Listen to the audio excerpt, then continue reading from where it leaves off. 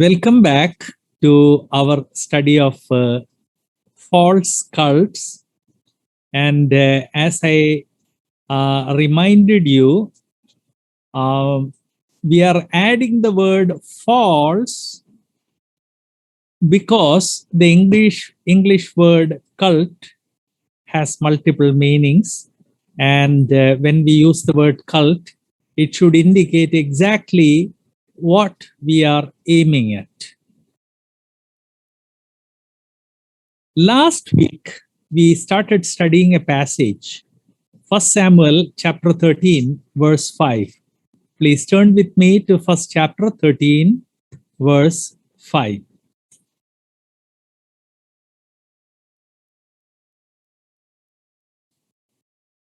We read from verses 5 up to 7, and we noticed that the Philistines, who were the sworn enemies of people of God, they came to fight with Israel. And in verse 6, the English Bible says they were in a strait. The modern English meaning is they were distressed. That is amazing. A group of people who are ruled by God Himself and to whom God promised that all the nations around them will be given to them, and for whom all the nations around them should be their slaves. When the Philistines come, they are shivering. They are afraid. And that is where we are, or that is up to which we came last week. And then that verse continues to say that people hid themselves. They did hide themselves in caves. Isn't that surprising? For a group where God is the ruler and where God has appointed a powerful king, they did hide themselves in caves and in thickets and in rocks and high places and in pits, stupid places to hide themselves, because they could easily be killed by burning them. And then 7th verse, last portion, as for Saul, he was yet in Gilgal, and all the people followed trembling. Let me remind you, why in the world should a group, people who are ruled by God, who are supported and sustained by God, why should they run away from battle? And why should they follow their king with trembling? The same book explains it, but before that, Brother Nimbargi has joined back. Brother, you were frozen. Your image was frozen and nothing was heard. And that's how you left out. We are happy to have you back. You prayed for good signal. And somehow God was pleased to give you good signal only at the second round. This we have been witnessing for long, and let all of us pray for good signal to all those who want to attend. Okay, now the question is, when Philistines came, why did people of God tremble? Why did they run away? The answer is given in the scripture, and this has a great implication for people of God in the 21st century. 1 Samuel 13:19 says, now there was no ironsmith found throughout all the land of Israel. Can you imagine that? Of all the technologies that are there, even in primitive world, the most important one is the ironsmith. It is the ironsmith who makes knives, It is he who makes axes. It is he who makes covering for wheels. It is he who makes axle for bullock cart. It is he who makes horse shoes. And on top of that, please remember, the people of Israel were originally very, very highly skilled. They had no shortage of swords. Remember how they destroyed Ai. Remember how they destroyed Jericho.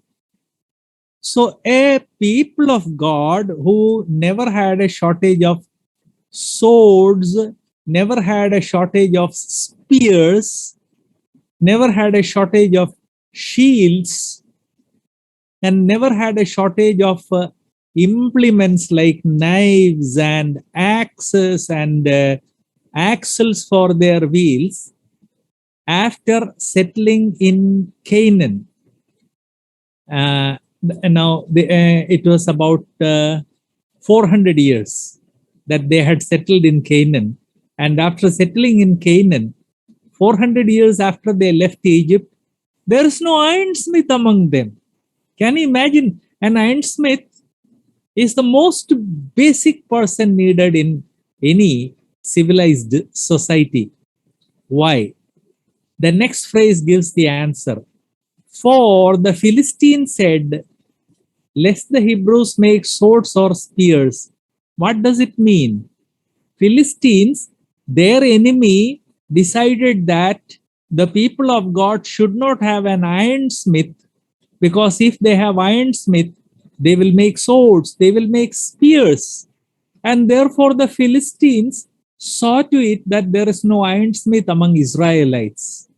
Can you imagine the shocking situation? And can you imagine the neglect of a powerful king like Saul, who neglected to nurture ironsmiths? Because without ironsmiths, no society can survive. And here their enemies were deciding that these people should not have ironsmiths. Verse 20th verse. But all the Israelites went down to the Philistines to sharpen every man his share and his coulter and his axe and his mattock. What does that mean? As I said, in any agricultural society, they need a plow. And the plow has a very sharp iron edge. They need knives. They need sickles. They need axes. Axe for cutting trees. And they also need axles to hold wheels of their vehicles. And now Philistines had made them so helpless that Israelites had to go to their enemy, the Philistines, to sharpen everyday instruments. Can you imagine that? We Indians going to the enemy nation besides us to buy medicine. And why would they give medicine to us? They are our enemies. What is the guarantee that they would not mix poison in it? In the same way, now the Israelites were going to the Philistines to sharpen their iron implements. Did they not have even one chariot? Did they not have even one axe? Did they not have even one person who could shape iron implements? And the answer is no. 21st verse. They had a file for plowshares, picks, axes, or sickles. I'm sure all of you understand that a file is a very ordinary device, ordinary tool. It cannot do the work of a hammer. And all what they had is a file, not even a hammer, no nails, no swords, no spears, no shields, all because their enemies decided that these people should not have an ironsmith. And if they should not have an ironsmith, if they don't have an ironsmith, they will not be able to make everyday implements. And if they cannot make everyday implements, they cannot make swords, they cannot make spears, they cannot make arms and ammunition, and therefore they cannot fight against us. And what a shame! A people of God who at the time of Samuel decided, pleaded, please appoint a king over us, the way nations around us have. And Samuel appointed a king, but the king was so careless that though there are enemy nations, though they are surrounded by enemy nations, he did not take care to have a lot of ironsmiths, not one or two. Israel was a very big nation. They needed a lot of ironsmiths, lots and lots of them. Did not have. 22nd verse, what is the result? So it came to pass in the day of battle that there was neither sword. Can you imagine a great nation like Israel, which was more than 2 million people 450 years ago? 450 years ago, they left Egypt. And now they were in their own motherland. And from 20 million, they might have become 50 or even 100 million in 450 years. And they were surrounded by enemies. All over they were surrounded. And during the time of the judges, many of them went for battle. Yet by the time they had a king, like kings of the nations around them, they did not have a sword nor spear. How can a nation exist without a sword, without a spear? But this is the way the ruler had made them. The ruler himself had made the people helpless. So it came to pass, 22nd once again. So it came to pass in the day of battle that there was neither sword nor spear found in the hand of any of the people that were with Saul and Jonathan. Israel was a nation with a mighty army. They had conquered Ai, they had conquered Jericho, and then they kept on conquering lands in Canaan. And yet 450 years after they left Egypt, when they become a monarchy ruled by a king, they did not have a sword. They did not have a spear. But with Saul and Jonathan, his son, were these found. Only Saul and Jonathan had swords and spears in their hands, which means Saul and Jonathan were not ignorant. They knew the value of sword. They knew the value of spears. Yet they did not develop these implements. They allowed the ironsmiths to perish. They did not encourage anyone to even buy swords from enemy or surrounding nations. Do you know why? When we look into the history of kings, it becomes clear that many kings, they obtained their position, but mentally they were not worthy of that position. And therefore, they were always afraid that somebody would assassinate them, somebody would kill them and take their possession. So based upon the history of kings in Bible and also based upon secular history, it seems that Saul and Prince Jonathan had swords and spears, which means they knew the value, but they did not allow people in the land to possess these because they were afraid that they might be assassinated and somebody else would become king.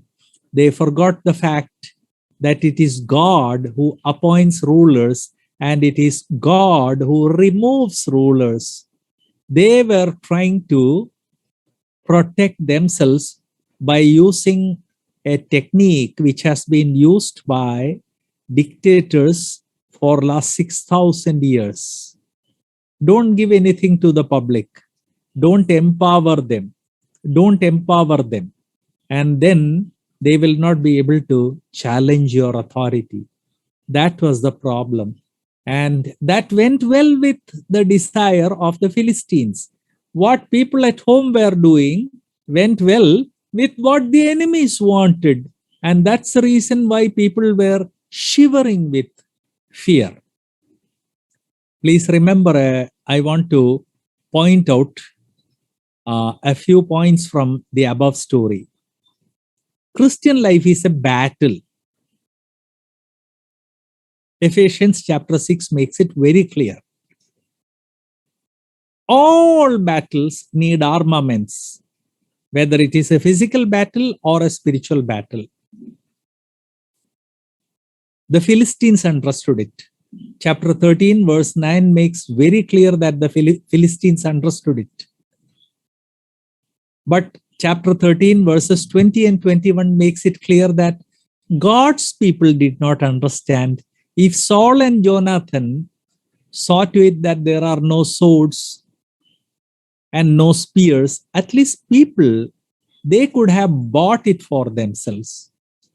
But they were so careless that now there was not even an ironsmith among them. As a result, they were unprepared for battle. And consequently, when the enemy came, they were terrified.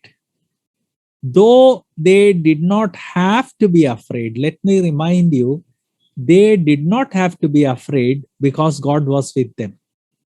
Still, battles are fought. God's help is there. Battles are fought with swords. Even the battles where God sent his people to fight, they were fought with swords. There are only 2 or 3 occasions when God intervened in a battle, such as in Jericho, where the walls fell down, and 1 or 2 more incidents. Otherwise, even when God is with them, battles are fought with swords and spears and by the army. But here we notice that the army was unprepared. There was no army to speak. And the men who went for battle, they had no arms and ammunition. They were unprepared for battle. Consequently, they were terrified. Please remember, God needs well-prepared people. Throughout the Bible, we notice that God tends to use prepared people.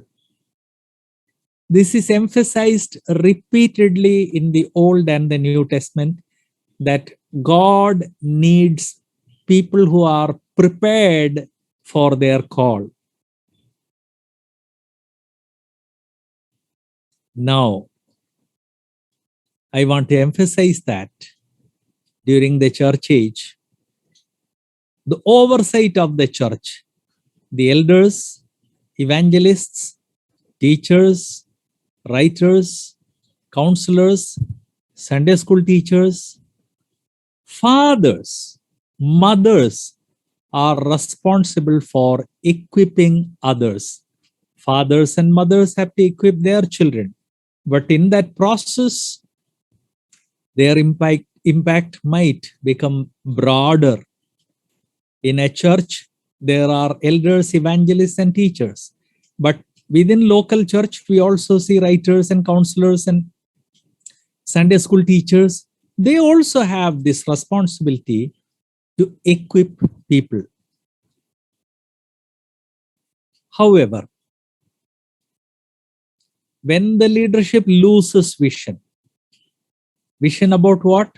When the leadership loses vision about their long-term goal, the result is disaster. Whether it is secular leadership or spiritual leadership, when it loses vision, long-term goal, then they don't remember long-term goals. They are interested only in the short-term goals, and the result is the disaster. Saul had a sword, Jonathan had a sword, they also had spears, but they did not think about long-term protection of the nation. They knew about the importance of swords, spears in protection. And once again, I want to remind you, brothers and sisters, Israel was technically a very highly developed nation. They had come out of Egypt, which was technologically highly developed. And all that technology they brought to Canaan. And technology keeps on developing and improving. Yet 450 years after that, we notice that in this highly advanced nation, there was not even an iron smith.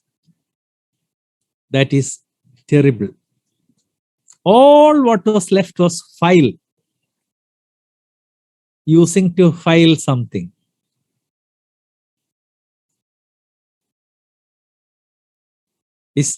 Also, I want to remind you, archaeology has made it very clear that during this period, they did have plenty of technological knowledge. They could easily have made arms and ammunition, but probably it is the king who suppressed. The enemy wanted to suppress, the king also suppressed it. The neglect by leadership and the cunning tactics of the enemies. Question is, why would rulers do such foolish things? As I said before, humans in nature always thinks in a selfish manner. Me, my rule, my son, my son's rule. And therefore, we want everything easy for us and we want to make it difficult for us. There is no preparation. But no preparation guarantees that our enemy will realize that we are weak and they will come to attack us. It also guarantees that we will fail. That is why the people of God who are ruled by the sovereign God, they ran away from the face of Philistines. This is the background for biblical background for studying cults. False cults are indulging in a spiritual battle. Whether you know it or not, whether you are ready or not, they are preparing for battle. And they will keep on attacking you. They will keep on attacking your children. They will keep on attacking any Christian whom they can find. And please remember that of all the people who were attacking Christians, now two very powerful enemies have joined. One, the atheists. They have become very, very, very powerful. And one, the Muslims. Very, very powerful. And therefore, if we want our children not to run away from battle, and if we want them to stand strong, we have to teach them to use arms and ammunition. And for that, we should have arms and ammunition. One of the strong points of the Brethren movement was the way we encouraged people to study the Bible. There was wide encouragement. And the Brethren worldwide were known as people of the book. Non-Brethren people were afraid to argue with Brethren people. But that situation has changed. Today, non-Brethren people are very easily able to argue against us. Part of the reason is, in the last few years, people, particularly people in teaching, they have given an idea to everyone that unless you go to a Bible school, you cannot understand the scripture. And unless you have a massive library, you cannot interpret the scripture. And this is something I have been telling you repeatedly, brothers. If somebody has a library, good and well. But a library is not necessary to understand the scripture. A library is not necessary to study the scripture. Bible school education is not necessary to understand or study the scripture. And please remember, a few of us, they have big libraries, but you will also have to remember that they have specialized in certain fields. You see so many books behind me because I have specialized in several fields. And these are all books from those fields. You will see very few Bible commentaries. Many of you may have got a misunderstanding that my back is crammed with Bible commentaries. No. There are a few here and there. Most of these are professional books. I do have commentaries.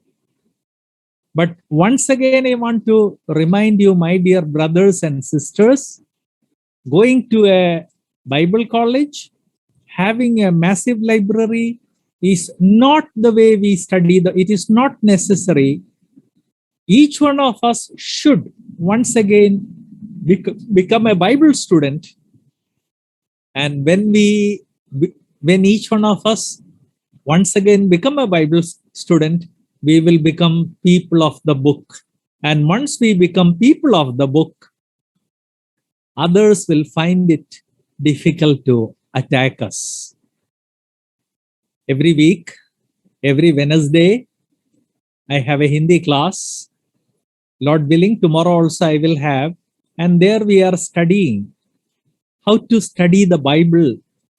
And I have repeatedly emphasized there that a Bible, a diary, and a pen is the primary tool you need to study the Bible. And I have shown it, I have demonstrated it to the audience that if you are devoted, if you are committed, then picking a Bible, picking a diary, picking a pen, and asking a few questions. Read a passage, ask a few questions, and there will be so much light, so much that you will not be able to manage it. That is the way God has created his word. But somehow a misunderstanding has crept among us that unless you go to Bible school and unless you own a library with a lot of commentaries, you cannot study the Bible. I repeatedly want to emphasize that is a false idea, and this idea has destroyed 2 or 3 generations of the brethren who have not been studying their Bibles seriously. Of course, some of us also, by some of us I mean some preachers, some of us also have confused people. Some of the pulpit speakers, I have heard them saying repeatedly that unless you have a big library, you cannot study and understand the scripture. Please remember, like Saul and Jonathan, they are trying to protect their territory. Oh, you cannot interpret the Bible. I went to the Bible school. I have a lot of commentaries. You also need to have this before you can do that. No. The answer is no, my dear brothers and sisters. Philistines are all around us. Please remember, Philistines are all around us. Who are the modern day Philistines? The Jehovah Witnesses, the Seventh day Adventists, even the Muslims and rationalists. Every day I get so many questions, so many from morning till night. And now that WhatsApp has become a convenient medium, I get too many questions. Almost all those questions are based upon the confusion created by Muslims or rationalists or Jehovah Witnesses or by some other cult. So this I want to emphasize that strategy is important. This is a battle, and in battle, strategy is important. And what is the first step of strategy? You should gather enough arms and ammunition.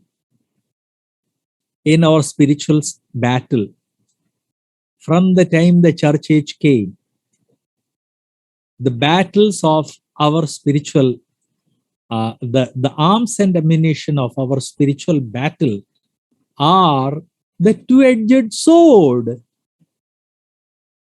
So we have to give due time to reading and studying this two-edged sword. Lord willing, very soon in English classes also, we will come to how to study the Bible, but that will be a little time before we reach that subject. But meanwhile, let me remind you, my dear brothers and sisters, pick up your Bible, make it a point to read it full at least once every year. There are people in this Bible class who read the whole of the Bible twice every year. They are busy people. Let me remind you, they are not retired people. Young professionals, they read the entire Bible twice and the New Testaments 2 more times. There are some who, along with that, also read the Psalm 4 more times. Not impossible. Please make it a point to read the Bible regularly.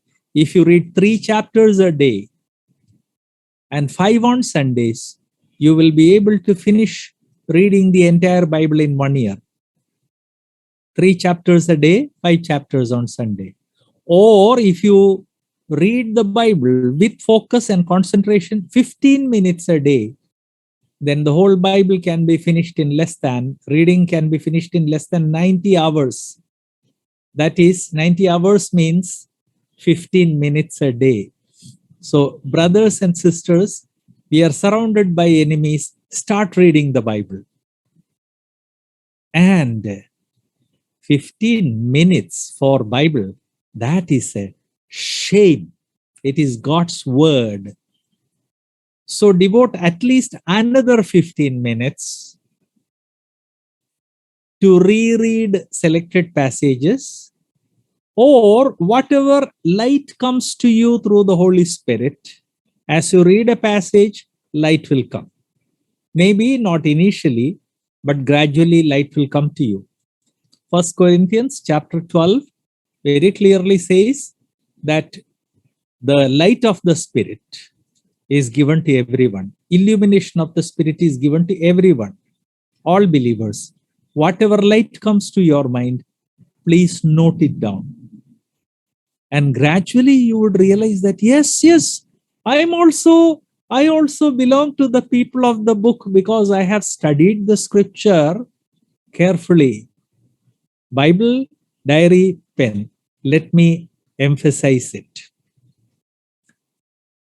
Strategy is very important, and the first strategy in your life should be to read the Bible, meditate upon it, and also to note down whatever comes to your mind. Then comes how to take the equipment and go for battle. Please remember, just because you know the Bible, don't go and argue with any Muslim. I still know one person. His Muslim friend tried to convert him. And the Muslim said, listen, we are good friends. I know you are a Christian, you are a brethren, but please remember, present day brethren are not a match for Muslims. And you will lose your faith. But since we are very good friends, I do not want you to lose your faith. This is a real incident. And that man's name was Abdul Jabbar. We became good friends. He himself told this story. But the Christian thought, I'm a brethren, I know everything. He argued with the Muslim, and the Muslim asked a few leading questions, and this brethren guy did not have an answer. So he went to his church and asked these questions to the elders, and the elders did not have answer. And instead of, with humility, saying, brother, we don't know, let us ask somebody else who knows it. Those elders, they rebuked him. You don't have faith. That is why you are asking such questions. What happened? It was not lack of faith. It was lack of knowledge. And he was hoping that the elders would help him, but they did not help him. Like Saul and Jonathan, the elders dealt with him. That brother became a backslider.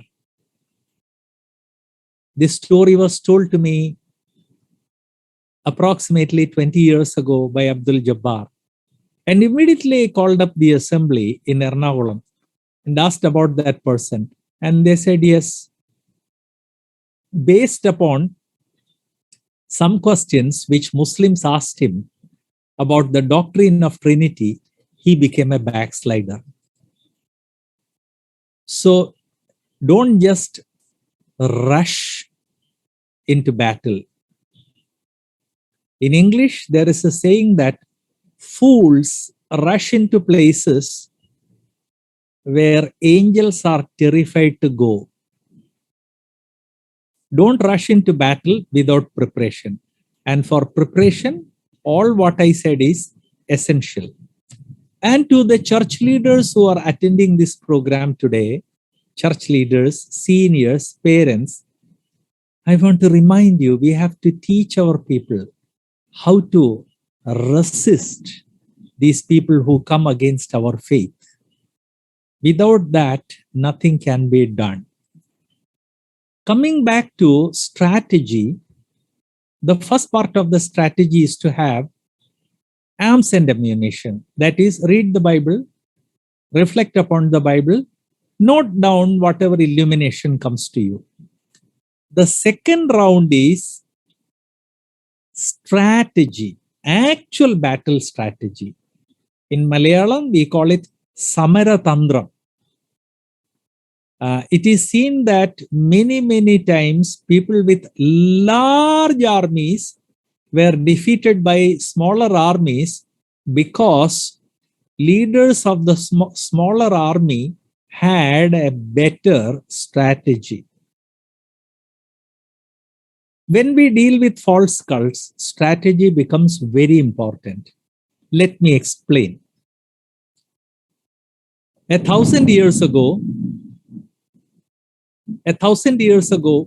battles were fought face to face with swords, shields, spears, horses, and also elephants in India.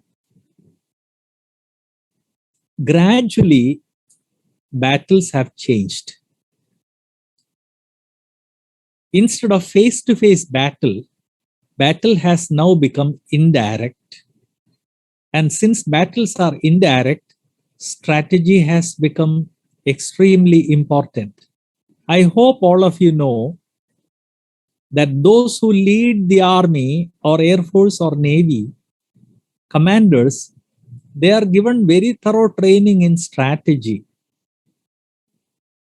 It is arms and ammunition plus strategy which gives them the winning edge. In the same way, Till a few years ago, going with the sword, going with the spear, that was enough. But just as human military strategy developed into a complex and highly developed science, in the same way, people who attack the Bible, they have also developed their strategy and refined it much. Today, when a Muslim comes to you, he will not say, "Hey, Christians, you are all wrong." He will come and say, "Sir, I have a doubt. I have a doubt. Tell me about your doubt." He says, "How is it possible for three gods to be one?" So you say there are not three gods, only one God. So he asks, "Oh, is Jesus God?" Yes. Is Father God? Yes. Is Holy Spirit God? Yes. So how many are there? Three persons. So don't you have three gods? They are so cunning. They come to us, Muslims particularly, they come to us in the form of inquirers. Please remember, 21st century battle with false cults is a battle of strategy. And since it is a battle of strategy, we have to prepare very carefully. And the primary need for this is for every assembly to become a Bible school. Every assembly should become a Bible school. And the elders should chalk out a syllabus. We have to cover things related to Bible, things related to Christ, things related to the Holy Spirit, things related to the church, things related to sin, things related to salvation, things related to sanctification, things related to future things. There are many elders here, many from many churches. I want to ask this question to all of you. Sanishcharian and I, we are elders of a church in formation. I want to ask this question to both of us also. Does the oversight of your church have a clear-cut strategy to teach the whole counsel of God to people in your church? I see very, very few churches, very few, where there is such a strategy. Maybe 1 in 50 or even 1 in 100, where they decide that this whole syllabus has to be covered. And since they have a strategy, elders of that church or teachers in that church are entrusted to study and teach that subject. I will never forget a church where I preached. This was in 1984. 1981. I went for a few weeks to Singapore on scholarship to study Christian journalism. Saturday, Friday, they asked us, to what kind of a church would you like to go? I said, if it is convenient, I would like to be dropped in a brethren church. They immediately called an elder from one of the assemblies. He agreed to pick me up. It was basically a Singapore church, mostly people of Chinese origin, and very few Indians. They gave me 45 minutes. I completed my message as usual before time. And after the message was over, the elders, they sat together discussing something. So out of curiosity, I asked the brothers, what is this meeting going on? They said, brother, after every Sunday message, the elders discuss that message to see whether the person who delivered that message was well prepared and what portion of our syllabus he was able to cover. That is amazing. I found another similar church some years ago when I went for a short period of studies in counseling to USA. I attended Lakeside Bible Church, where one of my cousins was an elder. And as we discussed, he told me that elders in that church are assigned topical messages based upon a certain syllabus. And every Sunday evening, elders gather together to assess whether that person did justice to his subject. And if he did not do justice, it is told on his face that, brother, you failed to do your job. Our churches have to come to that state.